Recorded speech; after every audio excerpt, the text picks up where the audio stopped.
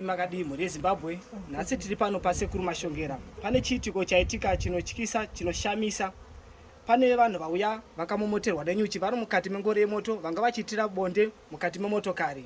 Zvino vauya pano pasekuru Mashongera vachida kusunungurwa. Ndikatinzwe zvizere nemudzimai ari mukati mengoro yemoto.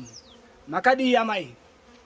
Makadi sekuru. Tinokumbira kuti musvike pedyo titaure nemi tinzwe kuti chii chaitika kuti muzosvika padare pasekuru.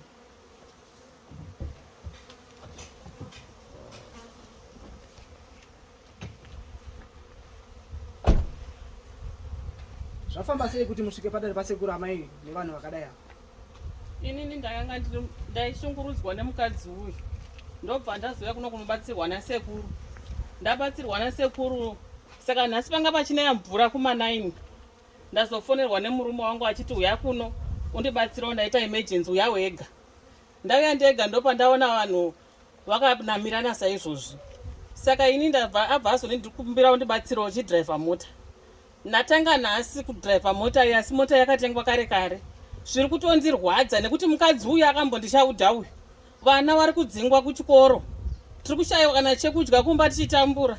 Chokwadi ndiri kurwadziwa nezvandiri kuona izvi.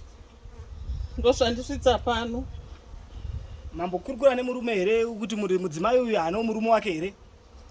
Ndataura naye ati mukadzi uyu ihure handitombomudiwo asi ini ndiri kuzviramba nekuti mukadzi uyu aindishungurudza kwenguva andishungurudza kwemazuva akawanda.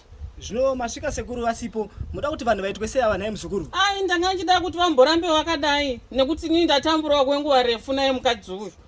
Ngavamboramba vakadai asi murume wangu ndinomuda saka ngazviende kune mukadzi iyoyo. Murume wangu ndinomuda ndibaba vevana vangu. Zvino sekuru havatendere kuti vanhu varambe vakadai so nekuti vakaramba vakadai vanenge vachitorumwa muzukuru.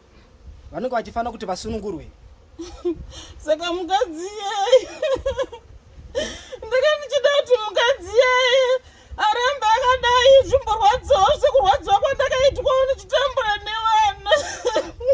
Regai pane muzukuru